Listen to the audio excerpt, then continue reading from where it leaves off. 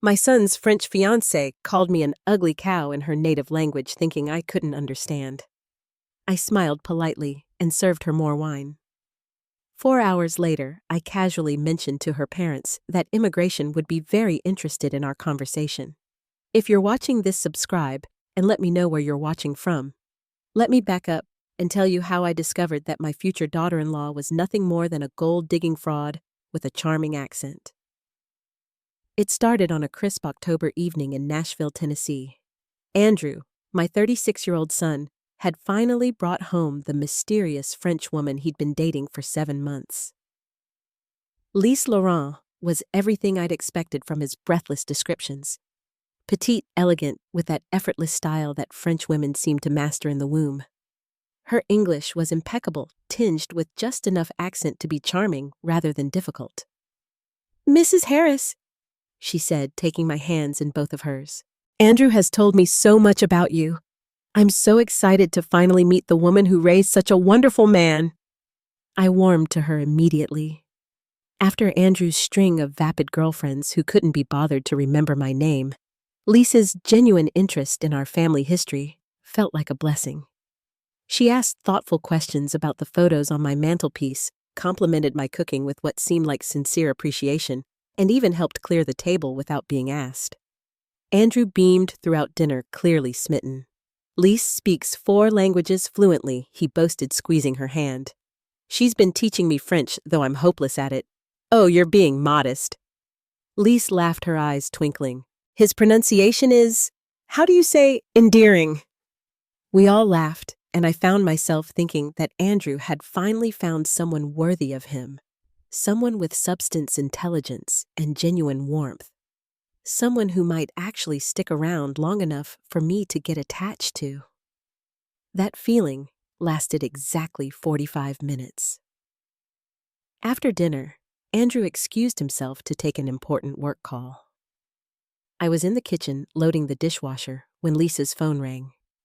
She answered in rapid French, her voice carrying from the living room with the casual assumption that comes from believing you're speaking a private language. Here's the thing about assumptions. They can make you sloppy. I spent 3 years of my youth in Toulouse working as an au pair to pay for college. My French might be rusty, but it's far from dead, and what I heard in those next few minutes made my blood run cold. "Oui, mama. She seems harmless enough."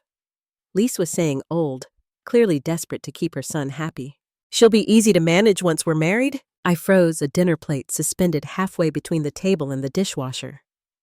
The house is lovely, bigger than Andrew described, and yes, there are definitely family assets to consider. She mentioned his father left them very comfortable. Her laugh was musical cold. "Don't worry, I've already started working on the inheritance angle. Americans are so sentimental about family legacy." My hands began to shake, but I forced myself to keep moving, to keep the normal sounds of cleaning going, while I listened to my future daughter-in-law dissect my family like specimens in a lab. Andrew is perfect for this naive, generous, and completely infatuated. The green card will be simple once we're married, and the divorce even simpler once I have what I need. 18 months maximum. Then I'll be free to return to Nice with American citizenship and enough money to live exactly as I choose. The plate slipped from my numb fingers and shattered against the kitchen floor. "Mrs. Harris, are you all right?" Lise appeared in the doorway, her face a mask of concern. Perfect performance, if I hadn't just heard her true colors in crystal-clear French. "Just clumsy," I managed, kneeling to collect the pieces. "These old hands aren't what they used to be." She hurried to help me, her movements graceful and considerate. "Please let me do this. You shouldn't be cleaning up after hosting such a wonderful dinner." The irony was so thick I could taste it. This woman had just finished explaining to her mother how she planned to manipulate and eventually rob my son, and now she was helping me clean up broken dishes with the tenderness of an actual caring daughter-in-law. "I have much experience with cleaning," she said with a self-deprecating laugh. "I worked in hotels in Nice before meeting Andrew. Very humbling work, but it taught me to appreciate when others make effort for me." Another lie delivered with such sincerity that I almost believed it myself. Almost. Andrew returned from his call, apologizing profusely. Sorry about that. Crisis at the site, but it's handled now. He surveyed the scene of us cleaning up together, and his face lit up like Christmas morning. Look at you two already acting like family. Lise stood gracefully disposing of the broken porcelain. Your mother is wonderful, Cherie. So warm and welcoming. I feel very lucky. She was good, professionally good. Every gesture, every expression, every carefully chosen word was designed to reinforce the narrative she'd constructed. The grateful foreign girl, charmed by American family values and eager to belong. I found my voice somehow. Well, aren't you sweet? Andrew's right. You do seem like family already. We settled in the living room with coffee, and Lise regaled us with what I now knew were carefully crafted stories about her life in France. The struggling artist narrative, the difficult childhood that made her appreciate Andrew's stability, the dreams of building a life in America with the right partner. Every word was calculated, designed to hit Andrew's protective instincts and his American savior complex, and it was working beautifully. My son hung on every syllable, his eyes soft with the kind of love that makes smart men do incredibly stupid things. Tell Mom about the visa situation, Andrew prompted gently. She might have some insights. She's always been good at navigating bureaucracy. Lisa's eyes flickered almost imperceptibly, but her smile never wavered. Oh, it's complicated, but not urgent. The tourist visa is good for several more months, and Andrew has been helping me understand the process for more permanent arrangements. The pause was perfectly timed, allowing Andrew to fill in the romantic implications without her having to lie outright. Masterful. We're thinking about engagement soon, Andrew said, reaching for her hand. Once Lise settled and comfortable with the idea of staying permanently. Oh, I said, proud of how steady my voice sounded. When you know, I suppose. Lise ducked her head modestly. I never expected to find someone like Andrew. Sometimes the heart surprises us. None. Oh, the heart had definitely been surprised tonight, just not in the way she meant. As the evening wound down and Andrew walked Lise to her car, I stood at the window watching them embrace. She was saying something that made him laugh, probably spinning another beautiful lie about their future together. He looked so happy, so hopeful, so completely unaware that the woman in his arms saw him as nothing more than a stepping stone to American citizenship and whatever money she could extract from our family. The question was, what was I going to do about it? I didn't sleep that night. Instead, I sat in my late husband's study, surrounded by 35 years of financial documents and family records, trying to understand exactly what Lise thought she was targeting. William had been a careful man, methodical in his approach to security. Our assets weren't flashy, but they were substantial. The house alone was worth close to $900,000, sitting on 1.8 acres in one of Nashville's most desirable neighborhoods. The investment portfolio's retirement accounts and life insurance policies painted a picture of comfortable upper-middle-class wealth. Nothing extravagant, but certainly enough to tempt someone with Lise's apparent agenda. What chilled me most was how efficiently she'd assessed our situation. One dinner, and she'd already calculated inheritance angles and timeline strategies. This wasn't impulsive opportunism. This was professional predation. By dawn, I'd made 2 decisions. First, I would not tell Andrew what I'd overheard. Not yet. He was so deeply infatuated that any accusation from me would only drive him closer to her, cast me as the jealous mother who couldn't accept her son's happiness. I'd seen enough Lifetime movies to know how that story ended. Second, I needed to know exactly who Lise Laurent really was. I started with the basics: Facebook, Instagram, LinkedIn. Her social media presence was polished but thin, mostly photos from the last 18 months. No deep history, No childhood friends or family members tagged in old posts. The few pictures from France were generic tourist shots that could have been taken by anyone.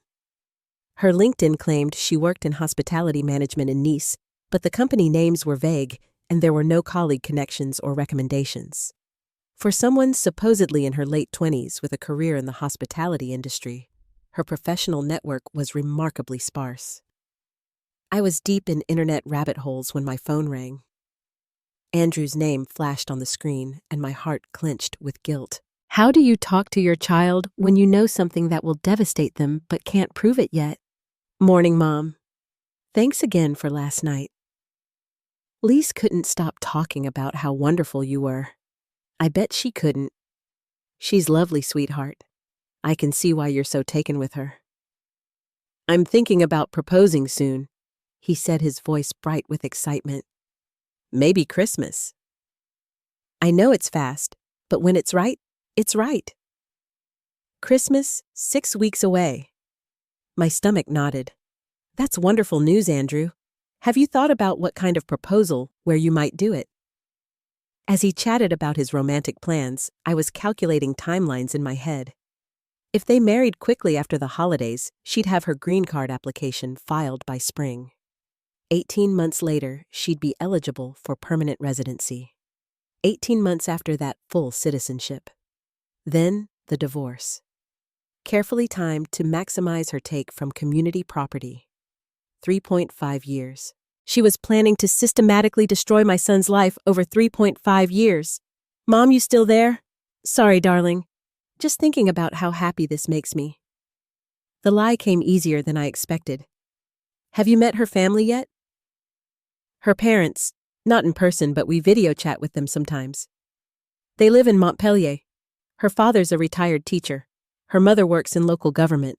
Very traditional family, which is why she's being careful about the engagement timeline. They want to meet me properly first. Traditional family. If they truly existed, they were probably horrified by their daughter's immigration fraud scheme. Or maybe they were in on it, coaching her through her long distance destruction of an American family. That sounds reasonable, I said carefully. Maybe you should visit them before proposing. Really understand where she comes from. Actually, they're planning to visit us next month. Lise wanted them to meet you before we make anything official. She values family approval. Of course she did. Meet the Marks' family charm, the parents establish herself as the perfect future daughter-in-law, then spring the engagement and rush toward marriage before anyone had time to ask difficult questions. After Andrew hung up, I sat staring at my computer screen, feeling the weight of impossible choices. I could hire a private investigator, but that felt like crossing a line that would damage my relationship with Andrew, regardless of what we found. I could confront Lise directly, but she was clearly skilled at manipulation, and I had only an overheard phone conversation as evidence, or I could be patient, play the long game, let her think she was winning while I gathered the information I needed to expose her completely. That's when I remembered my sister's youngest daughter, Emily, who worked for the State Department in visa services. Family connections could be remarkably useful when you needed to understand immigration fraud. Aunt Evelyn, you're putting me in a very difficult position, Emily said, her voice careful over the phone. We were on a sister lunch date at my favorite cafe, though today I wasn't paying much attention to my salad. I'm not asking you to do anything inappropriate, I said, stirring my iced tea slowly. I just want to understand the general process. Educational purposes. Emily laughed despite herself. Educational purposes, right? And this has nothing to do with Andrew's mysterious French girlfriend. You always were too smart for your own good. I leaned back in my chair, studying my niece's face. Emily had inherited the family's sharp instincts and no-nonsense attitude. If anyone could help me navigate this situation, it was her. Tell me what you know, she said quietly. Everything. So I did. The overheard phone conversation, the thin social media presence, the convenient backstory that hit all of Andrew's emotional triggers.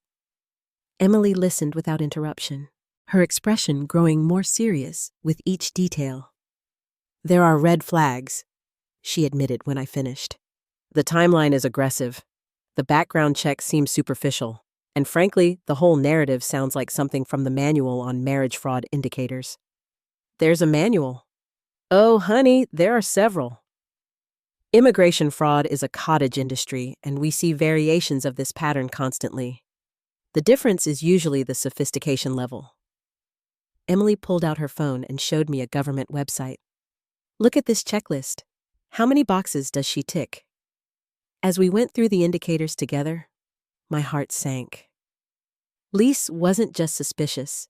She was practically a case study in marriage fraud, red flags, rushed timeline, financial motivation, limited, verifiable background, age gap that favored the immigrant, and emotional manipulation of the American partner. The thing is, Emily continued, knowing something and proving it are very different challenges.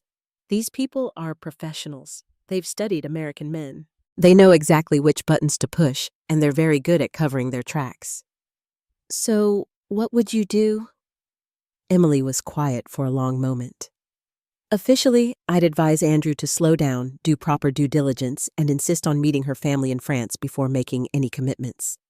And unofficially, I'd gather evidence, document everything, and I'd be prepared for the possibility that by the time you have proof, it might be too late to prevent the marriage, but not too late to minimize the damage. The damage: my son's broken heart, his financial losses, his faith in love itself. The ripple effects could last years, maybe decades. Some wounds never fully heal. There's something else you should know, Emily said carefully. If she's doing this professionally, Andrew probably isn't her first target. These operations often work the same territories, use similar methods. There might be other victims, other sons, other families destroyed by Lisa's calculated charm. The thought filled me with a cold fury I'd never experienced before. How would I find them? Very carefully, Emily warned, and completely legally. But if there are patterns of behavior, they leave traces. Immigration applications, marriage records, divorce proceedings. It's all public information if you know where to look. By the time we finished lunch, I had a plan. It wasn't a nice plan, and it wasn't a simple plan, but it was thorough. If Lise Laurent was a professional con artist, she was about to discover that Evelyn Harris wasn't nearly as harmless as she appeared. That afternoon, I made 3 phone calls. The first was to a private investigator Emily had recommended, someone who specialized in background verification with impeccable discretion. The second was to my attorney, updating my will and establishing some additional financial protections that had nothing to do with Lise and everything to do with being prepared for any outcome. The third call was the most important one. Andrew, sweetheart, I've been thinking about what you said about Lisa's parents visiting next month. Yeah, what about it? Well, I'd love to host them for dinner, a proper welcome to the family. And you know what? I think I should brush up on my French before they arrive. Maybe take a refresher course. I'd hate for them to think I wasn't making an effort. The private investigator's name was Peter Nolan, and he looked nothing like what I'd expected. No trench coat or fedora, just a mild-mannered man in his 50s who could have been anyone's accountant, which, as it turned out, was exactly the point. The best investigations happen when nobody realizes they're being investigated, he explained, settling into the chair across from my kitchen table with a manila folder and a cup of coffee. Especially in cases like this, where the subject is already hyper-aware of potential scrutiny. It had been 2 weeks since I'd hired him, and the preliminary results were enlightening in the worst possible way. Let's start with what we know for certain, Peter said, opening his folder. Lise Laurent entered the United States on a tourist visa 9 months ago. The address she listed on her arrival documents is a short-term rental apartment that she vacated after 5 weeks, right around the time she would have met your son. So she came here specifically to find a husband. It's looking that way. The pattern suggests systematic targeting rather than organic relationship development. He pulled out a series of photographs. These are from her social media activity. In the month before she left France, she was researching American dating apps, joining international relationship sites, and participating in forums about American immigration law. The photos showed Lise at her laptop coffee shops in Nice, always alone, always working on something. Even in candid shots, there was something calculating in her expression. Here's where it gets interesting. Peter continued. The company she claims to have worked for in Nice, it existed, but it went out of business 3 years ago. The references she provided Andrew are fake. The phone numbers redirect to a voice service that plays pre-recorded messages. My coffee grew cold as Peter laid out the evidence of Lisa's deception. Fabricated employment history. No verifiable address in France for the past 2 years. And most damning of all, a pattern of social media connections that suggested she'd been in contact with other American men before settling on Andrew. There's more, he said quietly. I found evidence of at least 3 previous attempts at marriage-based immigration fraud. Different names, different stories, but the same face and the same methods. He slid 2 more photographs across the table. The first showed Lise with a man in his 40s outside a courthouse in Arizona. The second was from a wedding announcement in a small-town newspaper in Oregon featuring Sophie Moreau and her American husband. Both marriages lasted about 18 months. Both ended in divorce with significant financial settlements. Both men are now dealing with debt and emotional trauma while she disappeared with American citizenship and their assets. I stared at the photographs, feeling sick. Andrew doesn't know. Andrew knows what she's told him, which is a carefully constructed fiction. But Evelyn, there's something else you need to understand. This isn't just fraud. It's a criminal enterprise. We're dealing with someone who has destroyed multiple families and shows no signs of stopping. The room felt smaller, suddenly, the walls pressing in around us. What do I do with this information?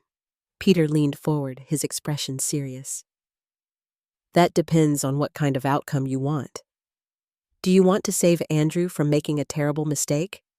Or do you want to ensure Lise faces consequences for what she's already done? Both, I said without hesitation. I want both. Then we need to be very strategic. Moving too fast could spook her into disappearing before Andrew realizes what's happening. Moving too slow means watching the fraud proceed on schedule. Peter pulled out a timeline chart. She's planning to introduce her parents next week, probably actors hired to play the role. The engagement will happen shortly after that with a Christmas proposal that gives them just enough time for a New Year's wedding. New Year's tax advantages, immigration timing, and emotional manipulation all wrapped up in romantic symbolism. It's textbook. Peter closed his folder and looked at me directly. The question is, are you prepared to play a longer game than she is? That evening, I sat in my garden, watching the sunset paint the sky in shades of gold and crimson. Somewhere across town, Andrew was probably having dinner with his fraudulent fiancée, discussing wedding plans and dreaming about their future together. And next week, I would sit across from fake parents speaking my rusty French and pretending to believe in a love story that was nothing more than an elaborate con. But Lise Laurent had made one crucial mistake in targeting our family. She'd assumed that a 65-year-old widow would be easy to fool. Too polite to question, too grateful for her son's happiness to look too closely at its source. She was about to learn that assumption could be very dangerous indeed. The doorbell rang at precisely 6 tours, and I smoothed my dress one final time before answering. Lise stood on my porch flanked by an elegant older couple who could have been cast by Central Casting for sophisticated French parents. Mrs. Harris-Lise said, her smile bright and seemingly genuine. I would like you to meet my parents, Tienne and Sylvie Laurent. Tienne stepped forward with old-world courtesy, taking my hand and kissing it lightly. Madame Harris, we are so honored to meet the mother of the man who has captured our daughter's heart. His French accent was perfect, his mannerisms exactly what you'd expect from a retired teacher from Montpellier. Sylvie embraced me warmly, smelling of expensive perfume and speaking in rapid, enthusiastic French about how wonderful it was to finally meet me. They were good, professional level good. Please come in, I said in my deliberately rusty French. I apologize for my poor pronunciation. It's been many years since I spoke your beautiful language. The effect was immediate and telling. Lisa's eyes flickered with something that might have been concern, while her fake parents exchanged the briefest of glances. They hadn't expected me to speak French at all, let alone catch their authentic accents that were distinctly Parisian rather than Montpellier. Andrew arrived as we were settling in the living room, bringing wine and flowers and practically glowing with happiness. "Aren't they wonderful, Mom? I feel like I've gained a whole new family." As the evening progressed, I played my part perfectly. The charmed future in-law delighted with these lovely people asking gentle questions about their life in France and expressing how happy I was that Andrew had found such a wonderful woman with such a strong family foundation. But I was also listening, really listening, and what I heard confirmed every suspicion Peter had raised. Tien's stories about his teaching career were generic and vague, the kind of details anyone could fabricate from internet research. Sylvie's descriptions of her government work contradicted themselves within the same conversation. Most telling of all when they spoke to each other in French, thinking I couldn't follow their casual conversation, revealed knowledge and references that belonged to Paris, not Montpellier. "Pass the salt, would you?" Sylvie said in French to Tien. "This American food is so bland." "At least the wine is decent," Tien replied. "Also in French, though, I miss proper cheese. These Americans have no palate." Meanwhile, in English, they were praising my cooking and expressing delight at experiencing authentic American hospitality. But the moment that confirmed everything came during coffee service. Andrew had stepped into the kitchen to help me serve dessert when Lise spoke quietly to her fake parents in rapid French. "She's harmless, but not stupid. Keep the details consistent and don't get too comfortable. We're almost at the finish line." "The son is completely hooked," Tien replied. "When do you want to do the proposal timeline?" "Next week. Christmas Eve, engagement, New Year's wedding. Emotional timing that makes it hard for anyone to object. They thought they were speaking privately. They thought their secret was safe. They had no idea that the harmless American widow serving them coffee and homemade apple pie understood every calculated word." As the evening wound down and they prepared to leave, Sylvie took my hands warmly. "We are so grateful that our Lise found Andrew and through him. You family is everything, don't you agree?" "Oh, absolutely," I said, smiling serenely. "Family is the most important thing in the world. We'd do anything to protect the people we love." After they left, Andrew lingered, helping me clean up and bubbling over with excitement about his future in-laws. "They're amazing, aren't they? So warm and genuine. I can see where Lise gets her character." "They're certainly impressive," I agreed, very polished. "I'm thinking about proposing next week," he said, his voice soft with nervous excitement. "Christmas Eve like in the movies?" "What do you think I turned away?" Ostensibly to load the dishwasher, but really to hide the expression on my face. "I think she's a very lucky woman to have found you, sweetheart." What I was really thinking was that Lise Laurent had just made her second crucial mistake. The first was underestimating me. The second was revealing her timeline while I was still in a position to destroy it. Christmas Eve was 10 days away. She had 10 days to believe she was winning. I had 10 days to ensure she lost everything. That night, I called Peter Nolan with 3 words. Accelerate the timeline. Peter Nolan arrived at my house the next morning with a briefcase full of evidence and a plan that was both elegant and ruthless. "We move tomorrow," he said, spreading documents across my dining room table. Christmas Eve, just before Andrew's planned proposal. Maximum emotional impact, minimum escape opportunities. The evidence was devastating. Bank records showing wire transfers from Lisa's previous victims' immigration documents with 3 different identities. Photographs of her with other men, other families she'd destroyed. Most damning of all, recorded phone conversations between Lise and her real handler. Not fake parents, but a criminal organization that specialized in marriage fraud. She's not just a con artist, Peter explained. She's part of a network. They identify targets, create backstories, provide supporting actors when needed, and take a percentage of whatever assets they can extract. I studied a photograph of Lise with a man in his 50s outside a courthouse in Tampa. The timestamp showed it was from just 1 year ago. How many families has she destroyed that we can prove 8? But the pattern suggests more. Peter pulled out a financial analysis that made my stomach turn. Conservative estimate, she's stolen over $2.3 million from American men in the past 5 years. $2.3 million, 8 families. And Andrew was supposed to be number 9. Here's what we're going to do, Peter continued. Tomorrow evening when Andrew brings Lise here for Christmas Eve dinner before the proposal, we're going to have some unexpected guests. The plan was perfect in its simplicity. Agent Grace Kim from Immigration and Customs Enforcement would arrive during dinner, ostensibly for a routine follow-up on Lise's visa status. What she'd actually be doing was arresting Lise for immigration fraud based on the evidence Peter had compiled. The timing is crucial, Peter warned. Too early, and she might run. Too late, and Andrew gets engaged to someone who's about to be arrested. We need to thread the needle perfectly. That afternoon, I went through the motions of Christmas Eve preparation, like an actor rehearsing for the performance of her life. Cooking Andrew's favorite meal, setting the table with my grandmother's china wrapping presents that would never be opened. Every domestic detail felt surreal, knowing what was coming. Andrew called around 4, his voice bright with nervous excitement. Mom, we'll be there at 6 sirs. I'm going to propose after dinner just like we planned. I've got the ring and everything. The ring.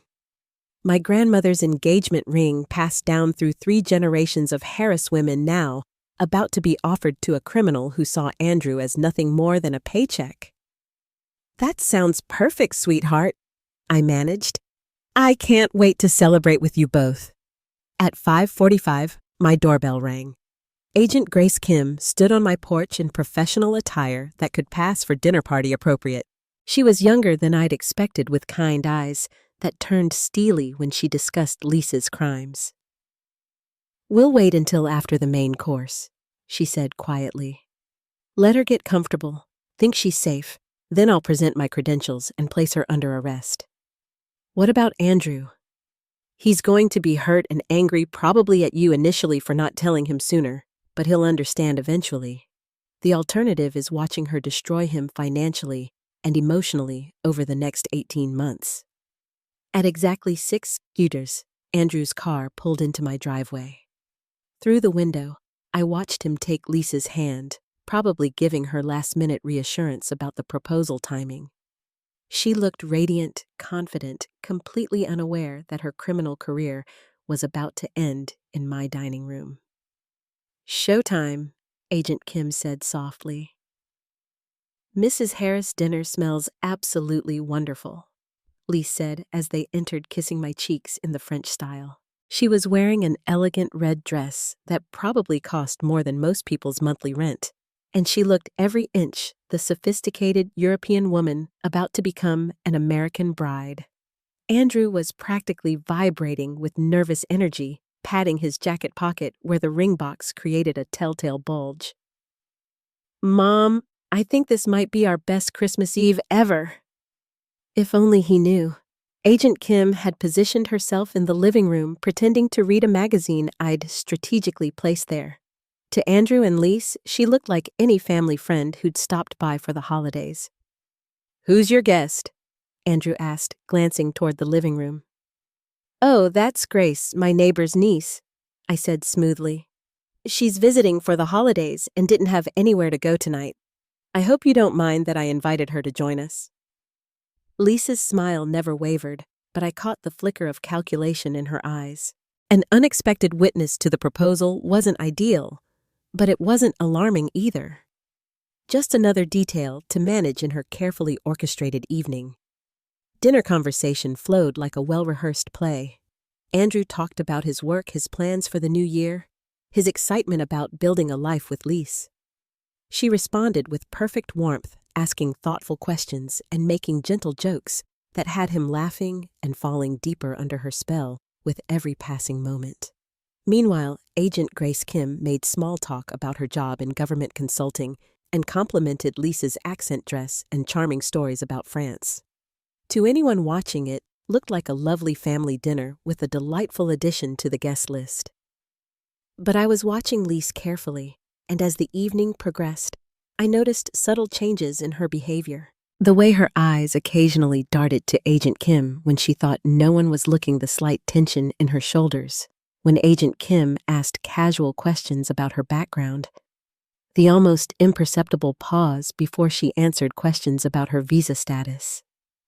Professional criminals develop instincts about law enforcement, and something about Agent Kim was triggering Lisa's internal warning system. She couldn't identify the threat yet, but she sensed danger. "This has been lovely," Lise said as we finished the main course. "But perhaps we should think about heading home soon. It's getting late." Andrew looked confused. "But we haven't had dessert yet, and I thought we might exchange gifts." "Of course," Lise said quickly, her smile brightening. "I'm just thinking about the drive home in this weather." There was no weather. It was a clear, calm December evening, but she wanted to leave, and she wanted to leave now. Agent Kim stood up casually. "Actually, before anyone goes anywhere, I should probably introduce myself properly." She pulled out her credentials, her voice taking on official authority. "Agent Grace Kim, Immigration and Customs Enforcement. Miss Laurent, I need to speak with you about some discrepancies in your visa documentation." The transformation in Lise was instantaneous and chilling. The warm, charming woman vanished, replaced by someone cold and calculating. Her accent disappeared entirely, revealing perfectly American English underneath. "I don't know what you're talking about," she said evenly. "My documentation is completely in order." Andrew was staring back and forth between them, his face a mask of confusion. "What's going on? What discrepancies?" Agent Kim pulled out her phone and showed him the photographs Peter had compiled. "Mr. Harris, the woman you know as Lise Laurent is actually named Kristen Blake. She's wanted for immigration fraud, identity theft, and multiple counts of marriage fraud across 5 states. The ring box fell from Andrew's suddenly nerveless fingers, hitting the hardwood floor with a sound like breaking dreams. The silence that followed Agent Kim's revelation lasted exactly 5 seconds. Then Andrew exploded. "What the hell is this?" He spun to face me, his eyes blazing with betrayal and fury. You knew, and you didn't tell me." "Andrew, please let me explain." "Explain what?" "That you've been investigating the woman I love behind my back. That you've been lying to me for weeks." His voice cracked with pain. "I trusted you, Mom. I brought her here because I trusted your judgment, and this is what you do." Lise Kristen, whoever she really was, had gone very still, her mind clearly racing through options and escape routes. But Agent Grace Kim was positioned between her and the front door, and backup officers were already surrounding the house. "Mr. Harris," Agent Kim said gently, "I know this is shocking, but your mother likely saved you from years of financial and emotional devastation. The woman you know as Lise has defrauded 8 other men out of about $2.3 million. Andrew shook his head violently. "No, you're wrong. This is some kind of mistake." "Lise isn't. She wouldn't." He turned to her desperately. "Tell them they're wrong. Tell them this is all some horrible mix-up." For a moment, I thought she might keep up the charade, try one final manipulation to maintain her hold on Andrew's emotions. But then she looked at the evidence spread across Agent Kim's phone, calculated the odds, and made a different choice. She laughed. It was a cold, amused sound that had nothing of Lisa's musical French accent. When she spoke, her voice was flat American and utterly without remorse. "Oh, Andrew, you poor, sweet, stupid man. She picked up her wine glass and took a sip as if she were discussing the weather. Did you really think someone like me would fall for someone like you without an ulterior motive? Andrew went white. What? You're boring, Andrew. Predictable. The kind of man who thinks buying flowers and opening doors makes him irresistible to sophisticated European women. She gestured dismissively. I've played this role so many times I could do it in my sleep. Vulnerable foreign girl charmed by American stability, grateful for protection and security. It works every single time. The cruelty was breathtaking. She wasn't just confessing. She was destroying him for sport. The accent, the stories about France, the whole romantic narrative, all of it was research and performance. I spent 4 weeks studying your social media, your interests, your psychological profile before I ever approached you at that coffee shop. She smiled coldly. Did you think it was coincidence that I was reading your favorite book when we met? Andrew sat down heavily like his legs could no longer support him. The book you said it was recommended by a friend. Amazon reviews and customer purchase patterns. I bought 5 books I knew would appeal to lonely divorced men in their 30s looking for intellectual connection. She shrugged. Yours was the easiest mark in the coffee shop that day. Agent Kim moved closer, handcuffs ready. Kristen Blake, you're under arrest for immigration fraud, identity theft, and conspiracy to commit marriage fraud. But Kristen wasn't done with her performance. She looked directly at me, her eyes filled with genuine hatred. You think you've won something, old woman? You've destroyed your relationship with your son to stop something that was always going to end anyway. I would have divorced him in 18 months, taken my cut, and disappeared. Now he'll spend the rest of his life wondering if every woman who shows interest in him is just another con artist.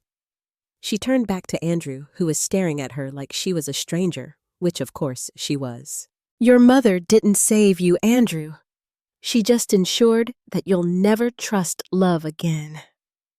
Agent Grace Kim led Kristen away in handcuffs, but not before one final revelation that changed everything I thought I understood about the situation. Wait, Kristen called out as they reached the front door. Don't you want to know about the real Lise Laurent? Agent Kim paused. What about her? Kristen's smile was vicious. She's real. 27 years old, lives in Montpellier with her parents, works in hotel management just like I claimed.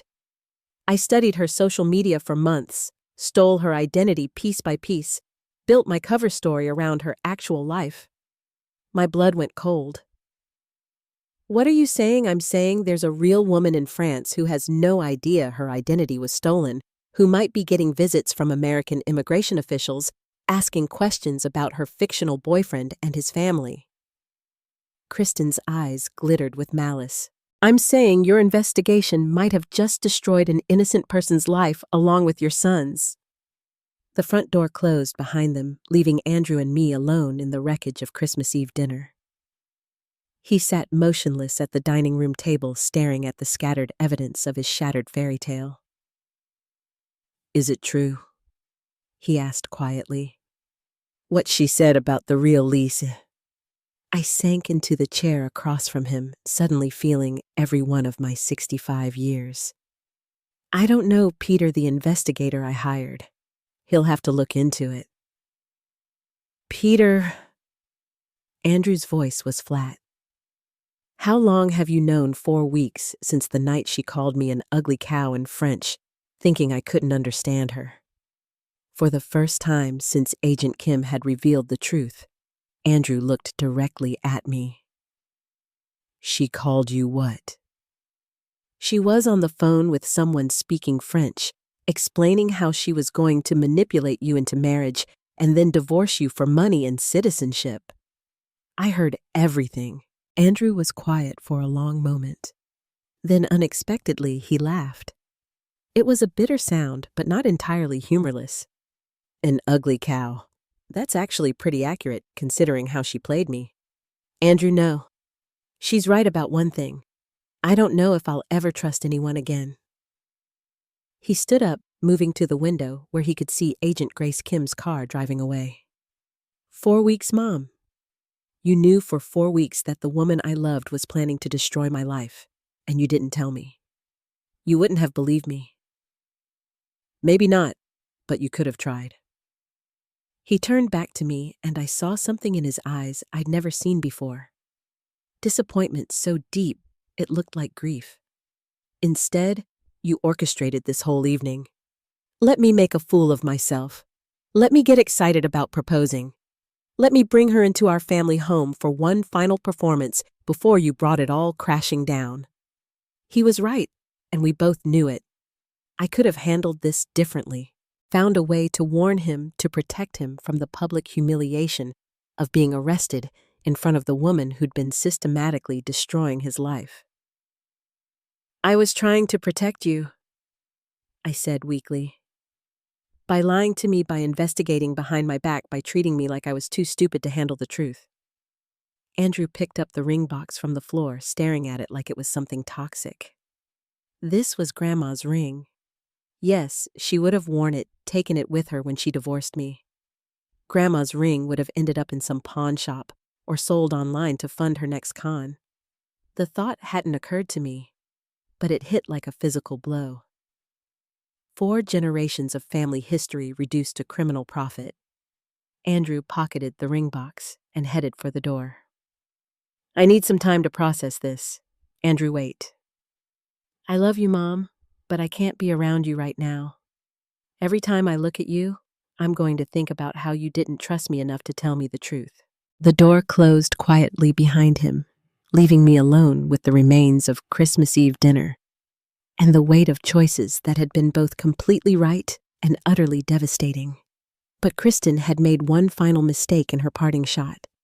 She'd revealed the existence of the real Lise Laurent, which meant there was still one more chapter to this story, one more chance to find something redemptive in the wreckage. That night, I called Peter Nolan with new instructions. Find the real Lise and find out how to make this right. 2 months later, I was standing in the International Arrivals Terminal at Nashville International Airport, holding a sign with Lise Laurent written in my best handwriting. The real Lise Laurent was exactly as Kristen had described her 27 petite, with the kind of effortless French style that can't be faked. But where Kristen had been calculating and cold underneath her charm, the real Lise radiated genuine warmth. Mrs. Harris, she asked in accented English, approaching cautiously. I am Lise. The real one, I think. I couldn't help smiling. Yes, you're definitely the real one. Thank you for coming. What had started as damage control had evolved into something much more meaningful. Peter's investigation had revealed that Kristen's identity theft had indeed caused problems for the real Lise. French authorities had questioned her about her fictional American boyfriend. Her bank accounts had been frozen pending investigation, and her reputation in her small community had been damaged by association with international fraud.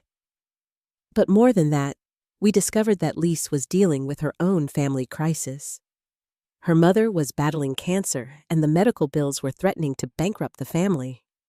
The money I'd offered to bring her to Nashville for a face-to-face explanation had been gratefully accepted as a chance to earn additional income during a desperate time. I still don't understand, Lise said as we walked toward my car. Why would someone pretend to be me? My life is not so interesting. It was perfect for her purposes, I explained. Real enough to be verifiable, ordinary enough not to raise suspicions. She studied your social media, learned about your work, your family, your interests, and then used all of that to create a cover story. Over the next 4 days, I got to know the woman my son should have met, instead of the criminal who had nearly destroyed his life. Lise was funny, intelligent, and refreshingly honest about her own struggles and dreams. She was also nursing a broken heart, a relationship that had ended badly 8 months earlier with a man who'd been cheating on her with her best friend. It is strange, she said on her second evening as we sat in my garden sharing a bottle of wine. This woman, she stole my name, my history, even my heartbreak, to make her story more believable. It feels like being robbed of yourself. I'm sorry, I said. If I had known there was a real person behind the identity, you would have done the same thing. Lise said firmly. You protected your son. That is what mothers do. Andrew had agreed to meet her on her final day in Nashville. He was still barely speaking to me, but his curiosity about the real person behind Kristen's lies had eventually overcome his anger.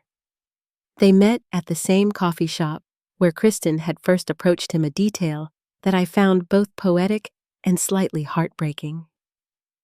I watched from across the street as they talked for nearly 90 minutes, their body language shifting from awkward formality to genuine interest. When Andrew brought her back to the house afterward, something had changed in both of them. She's nothing like her, he said quietly to me while Lise was in the bathroom. Everything that felt artificial about Kristen, the two perfect answers, the way she always said exactly what I wanted to hear. Lise is the opposite. She's real. What does that mean? It means I'm going to drive her to the airport tomorrow, and then I'm going to think very carefully about what I want to do next. What Andrew decided to do next was surprising to everyone, including himself. 1 month after Lise returned to France, he booked a flight to Montpellier. Not for romance, he insisted, but to see for himself the life Kristen had stolen and twisted into her fictional narrative. He came back 10 days later with a new perspective on trust, love, and the difference between falling for a fantasy and connecting with a real person. I'm not ready for anything serious, he told me over dinner at my house, the first meal we'd shared since Christmas Eve. But Lise and I are going to stay in touch, maybe visit back and forth, see what develops naturally. And us? I asked, are we okay? Andrew was quiet for a moment. You were right to investigate her. You were right to stop the fraud, but you were wrong not to trust me with the truth. If we're going to rebuild our relationship, it has to be based on honesty. Even when honesty is difficult, I understand. Do you? Because if Lise and I do develop something real, if she eventually moves here, or I move there, I need to know you'll respect our choices, even if you disagree with them. I promise. I said and meant it. 5 months later, I received a wedding invitation written in elegant French script. Andrew and Lise had decided to marry in a small ceremony in Dordogne, surrounded by olive groves and the kind of authentic French countryside that Kristen had only pretended to know. As I RSVP'd yes with excitement, I reflected on the strange journey that had brought us all here. Sometimes, the worst deceptions lead to the most honest connections. Sometimes, protecting someone means letting them make their own mistakes. And sometimes, when you think you're saving one story, you're actually beginning a completely different one. The real Lise Laurent was nothing like her imposter. And that turned out to be exactly what my son needed to learn, to trust love again. Thanks for listening. Don't forget to subscribe and feel free to share your story in the comments. Your voice matters.